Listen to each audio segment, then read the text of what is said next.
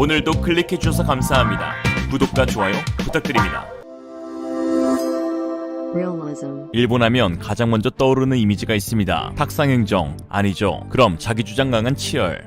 그것도 아니면 저 답답한 동전 문화. 그것도 맞긴 하지만 아닙니다. 그럼 세계 최초 핵두방 거의 다 왔어요. 네, 바로 후지산입니다. 아님 말고 후지산은 일본인들에게 마치 상징과도 같은 존재인데요. 정상 부근은 1년 내내 만년설로 눈이 쌓여 있으며 그 모습이 아름답기로 유명해 많은 사람들에게 예술적 영감을 주는 명소로 2013년 세계문화유산에 등재되기도 했습니다. 그런데 이 후지산은 겉으로는 평온한 자태를 뽐내지만 그 속은 부글부글 끓고 있는데요. 명백한 화라산입니다. 겉과 속이 다른 후지산을 보니 왜 후지산이 일본을 상징하는지 알 듯하네요. 최근 일본 열도에서는 잇따라 지진이 발생하면서 후지산 분화에 대한 일본인들의 우려가 솟구치고 있습니다. 후지산 분화는 미래에 분명히 닥칠 재난 중 하나로 꼽히고 있는데요. 일본 언론 슈칸 센다이는 후지산 분화는 반드시 발생한다는 제목의 기사에서 최근 후지산에 이변의 조짐이 보이기 시작했다고 전했습니다. 전문가 의견을 인용해 이달 초 야마나시현, 와카야마현과 도쿠시마현 사이 해협 등에서 발생한 지진이 후지산 마그마 활동과의 연관성을 배제할 수 없다고 하였는데요. 앞서 이달 3일 야마나시현 동부 후지고코에 규모 4.8의 지진이 일어났는데요. 같은 날 기이스이도에도 규모 5.4의 지진이 관측됐습니다. 이후 12일 일본 수도권인 이라바키현 남부에선 연이어 규모 5.0의 지진이 발생하면서 긴장감이 고조되고 있습니다. 일본은 습관성 지진이 발생하는 곳이어서인지 통상 오약부터 강진이라고 표현하는데요. 이달 12일 지진으로 최대 진도 4의 흔들림이 관측됐고 도쿄 지역에서도 진도 3의 진동이 수초에서 수십 초간 이어진 것으로 전해졌습니다. 큰 지진 피해가 없는 우리나라에서는 그 정도가 실감이 나지 않겠지만 진도 4는 대부분의 사람이 놀라는 수준으로 진도 3의 경우 실내에 있는 거의 모든 사람들이 흔들림을 느끼는 정도입니다. 일본에서 마지막 후지산 분화는 1707년 12월 16일에 있었는데요. 슈칸 센다이는 후지산이 300년 이상 마그마의 에너지를 모으고 있다고 전했습니다. 300년 동안 모은 에너지파는 얼마나 강할지 기대가 되네요. 전문가들은 오랜 기간 휴지기는 확률적으로 분화 가능성을 높이는 요인이라고 지적합니다. 무사시 노카쿠인 대학 시마무라 히데키 특임 교수는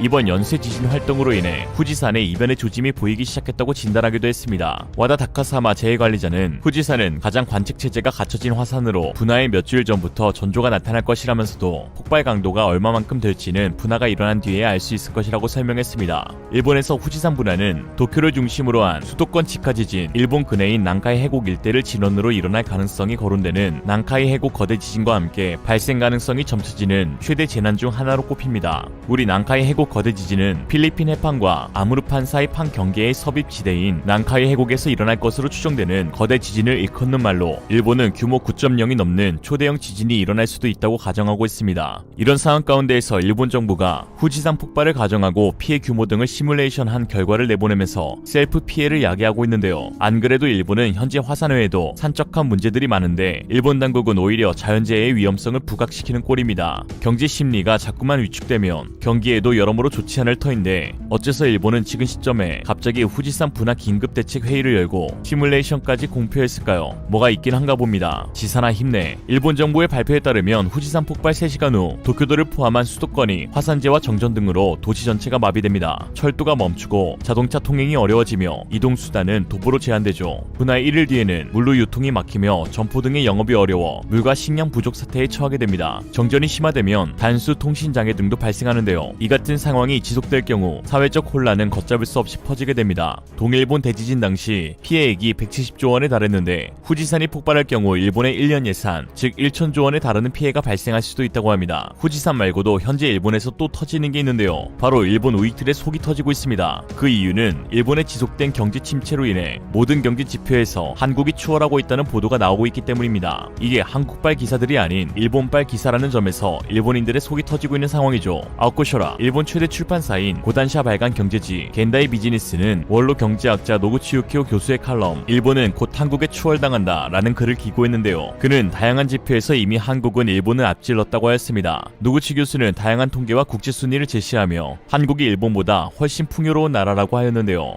경제협력개발기구 OECD 발표 기준 2020년 평균 임금은 일본 38,515달러, 한국 41,960달러로 한국이 앞선 상태입니다. 스위스 국제경영개발대학원이 최근 발표한 국제경쟁력 순위에서도 한국은 23위, 일본은 31위로 격차를 벌렸고 2020년 기준 전자정부 순위도 한국은 2위, 일본은 14위였죠. 주식 시가총액 세계 100대 기업 중 한국은 최상위가 삼성전자로 14위에 올랐지만 일본에서 가장 높은 도요타 자동차는 고작 36위에 그쳤습니다. 시가총액 규모 자체도 지난 6월 말 기준 각각 4,799억 달러와 2,444달러로 2배 차이나 나고요. 노구치 교수는 한국이 이미 2019년부터 5G 이동통신을 상용화했지만 나는 지난해 가을 5G 폰을 샀는데도 언제 이 서비스를 이용할 수 있게 될지 가늠조차 할 수 없다고 했습니다. 그는 특히 1인당 국내 총생산 변화 추이를 보면 일본은 미래가 없는 것 같다며 한탄을 늘어놓았는데 2020년 기준 1인당 GDP는 일본 4146달러, 한국 41,496달러로 아직 일본이 높지만 일본이 2000년 이후 20년간 겨우 1.02배로 제자리 걸음을 한 반면 한국은 같은 기간 2.56배로 증가했습니다. 그 결과 2000년 일본의 31%에 불과했던 한국의 1인당 GDP는 현재 80%로 격차가 좁혀든 상태입니다. 이에 니온게이자의 신문계열 경제연구소인 일본경제연구센터는 지난 16일 2027년 한국의 1인당 GDP가 일본을 추월할 것이라는 전망을 내놓기도 했는데요. 구매력 평가를 기준으로 한 한국의 1인당 GDP는 이미 2017년에 일본을 앞질렀죠. 한국이 하늘로 비상하는 새라면 일본은 치열이 이상한 새, 반대하면 일본인. 이러한 추세는 앞으로 더욱 심화될 것이라는 게 전문가들의 분석입니다. 다가오는, 아니 이미 시작한 4차 산업 시대에서 일본은 아직 3차도 도달하지 못한 2.8차 정도의 시대에 살고 있거든요. 코로나 시국 현재 일본은 1억 명에 달하는 개인별 접종 기록을 각 지방자치단체가 일일이 수작업으로 적고 있습니다. 이쯤 되면 장인이 아니라 그냥 바보 같은데 스위스 IMD가 지난달 발표한 2021년 세계 디지털 경쟁력 순위에서 일본은 64개국 가운데 28위에 그쳤습니다.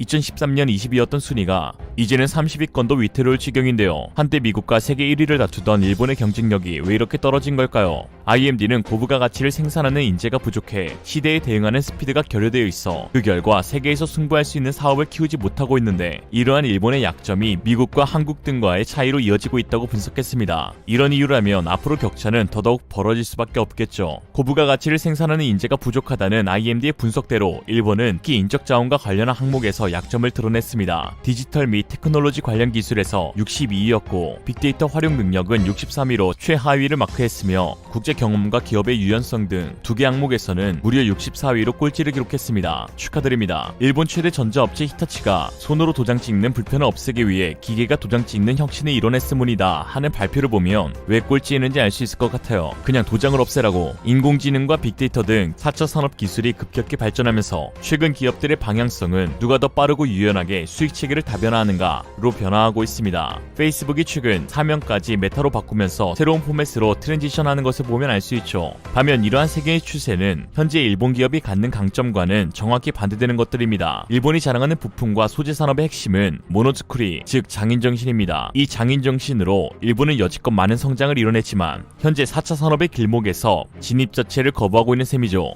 수평적 조직 구조에서 오는 새로움, 신선함, 변화, 트렌디, 창의성은 더 이상 일본 기업에서는 찾아볼 수 없고 오히려 위와 같은 다양성을 지닌 인재들은 사회에서 이짐에 당하고 있는 꼴이 일본의 현 주소입니다. www.ijimeilbon.com 일본을 대표하는 경제 석학들은 선진 주요 7개국 G7의 아시아 대표 국가를 일본에서 한국으로 바꿔야 한다며 지표를 내놓는다며 일본은 이에 대응하는 어떤 근거도 제시하지 못할 것이며 이제 G7 퇴출마저 우려해야 하는 입장이라고 한숨을 내쉬고 있습니다. 올해 G7 정상회의에는 의장국인 영국의 보리스 존슨 총리의 초청으로 한국과 호주, 인도, 남아공 정상이 참석하면서 G7을 아울러 D11이라고 규정하기도 했습니다. 그러자 일본에서는 D11이 G7을 대신하는 틀로 발전할 것이라는 시각 자체를 거부했는데요. 이는 G7이 확대되고 한국이 참가하며 아시아 유일의 G7이라는 일본의 지위가 영향을 받을 수도 있기 때문이라고 합니다. 어이가 없네요. 일본이 찬성하고 반대하고 할 입장이 아닌데 말입니다. 오늘의 한 줄 평, 일본인이 13억 있으면 그게 중국이다. 이상으로 리얼리즘이었습니다. 여러분의 생각은 어떠신가요? 현명하고 지혜로운 여러분의 의견을 지금 댓글에 남겨주세요. 감사합니다.